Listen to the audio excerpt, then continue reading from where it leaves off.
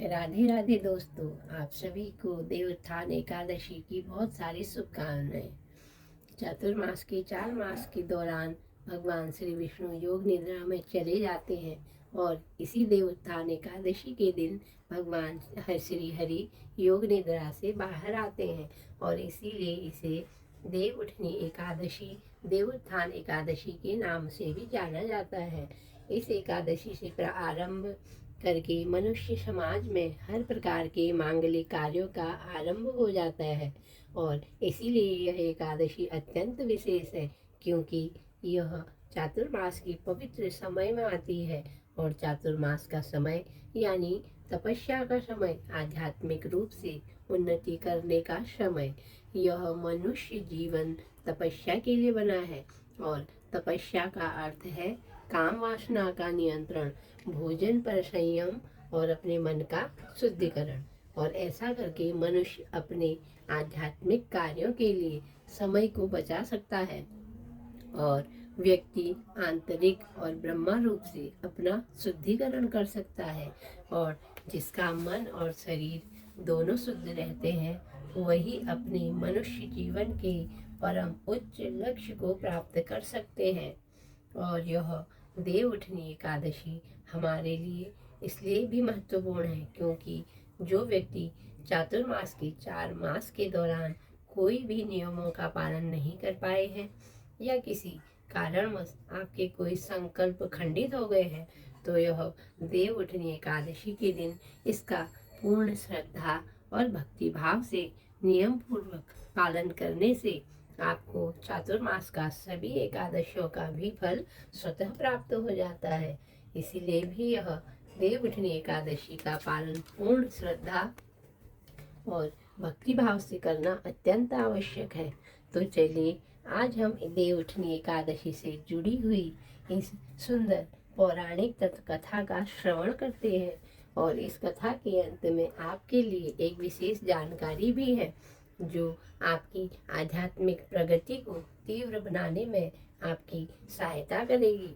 और इसके अलावा एक सुंदर भक्ति से भरा हुआ भजन भी है।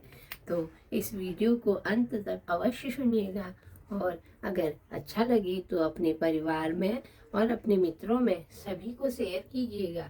तो आइए इसकी देव उठनी एकादशी की पौराणिक कथा आरंभ करते हैं।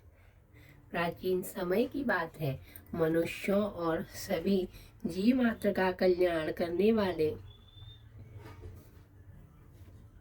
तो आइए आज की देव उठनी एकादशी की पौराणिक कथा आरंभ करते हैं। बोल एकादशी मैया की जय, तुलसा माता की जय, श्री हरि विष्णु की जय, लक्ष्मी नारायण भगवान की जय। तो शुरू करते हैं। प्राचीन समय की बात है। मनुष्य और सभी जीव मात्र का कल्याण करने वाले भगवान श्री हरि के शुद्ध भक्त जैसे नारद मुनि अपने पिता ब्रह्मा जी के पास गए। वहां जाकर उन्होंने भक्ति पूर्वक, आदर पूर्वक अपने पिता को प्रणाम किया। अपने ऐसे भक्त पुत्र को देखकर ब्रह्मा जी अत्यंत प्रसन्न हुए। उन्होंने उनका प्रणाम और आदर सत्कार स्वीकार किया और उन्हें आसन पर विराजमान होने की आज्ञा दी। ब्रह्मा जी ने देखा कि नारद मुनि के चेहरे पर कुछ जिज्ञासा है, कुछ प्रश्न है और इसीलिए ब्रह्मा जी ने नारद मुनि से पूछा, हे वत्स, इस समय तुम कहाँ से आ रहे हो और क्या तुम्हारे मन में कोई जिज्ञासा है, कोई प्रश्न है? निसंकोच होकर पूछ सकते हो। अपने पिता के ऐसे प्रेम पूर्ण वचन सुनकर नारद मुनि ने तुरंत उत्तर दिया, हे पिताश्री, मैंने सुना है कि एकादशी तिथि हर प्रकार के पापों का नाश करने वाली होती है, लेकिन मैं कार्तिक मास में आने वाली उत्थान एकादशी के विषय में पिताश्री, मैंने सुना है कि एकादशी तिथि हर प्रकार के पापों का नाश करने वाली होती है, लेकिन मैं कार्तिक मास में आने वाली उत्थान एकादशी के विषय में जानना चाहता हूँ। विशेष रूप से इस एकादशी की महिमा क्या है? इस एकादशी का पालन कैसे करना चाहिए? कृपया मुझे यह भी बताइए कि मध्याह्न में भोजन लेने से, संध्या के समय भोजन लेने से और संपूर्ण दिन में निर्जल एकादशी उपवास करने से क्या क्या फल प्राप्त होते हैं, मैं इन सब के विषय में जानने के लिए उत्सुक हूँ। नारद मुनि का जन कल्याण हेतु यह प्रश्न सुनकर ब्रह्मा जी मुस्काए और उन्होंने कहा, हे वत्स, हे पुत्र, जितना शुद्ध तुम्हारा हृदय है उतने ही निश्चय तुम्हारे प्रश्न हैं, क्योंकि वास्तव में जीवात्मा का कल्याण करने वाले हैं। इसीलिए अब ध्यान से सुनो। कार्तिक मास के शुक्ल पक्ष में आने वाली एकादशी को देवोत्थान एकादशी कहते हैं। कार्तिक मास के पवित्र समय में इस एकादशी का व्रत ना करने वाले या फिर भगवान विष्णु की उपासना ना करने वाले मनुष्य के चाहे जितने ही पुण्य कर्म क्यों ना हो, लेकिन वह सभी नष्ट हो जाते हैं। और इसीलिए आप भले ही जितने भी पुण्य कर्म कर ले, लेकिन कार्तिक मास में आने वाली इस एकादशी का पालन करना अत्यंत आवश्यक है। इस दिन भगवान श्री हरि के विषय में सुनना चाहिए और सुनने के बाद वक्ता को यथा सामर्थ्य दान देना चाहिए। और ऐसा करने मनुष्य भागवत धाम जाता है। ऐसा करने वाला मनुष्य भगवत धाम जाता है। उत्थान एकादशी व्रत का निष्ठा से पालन करने वाले को 100 जन्मों के पाप भी नष्ट हो जाते हैं। जो व्यक्ति उत्थान एकादशी के दिन रात्रि में भगवान श्री हरि विष्णु को याद करते हुए जागरण करते हैं, उसके भूत, भविष्य और वर्तमान की सभी पीढ़ियाँ वैकुंठ धाम में गमन करती हैं। चाहे उसके पितृ पापों के नरक में ही क्यों न हो, लेकिन वह भी दिव्य देह धारण करके आध्यात्मिक लोक में गमन करते हैं। जो भी व्यक्ति इस देवोत्थान एकादशी का पालन करता है वह अत्यंत शिक्षित और विख्यात कुल वाला बन जाता है।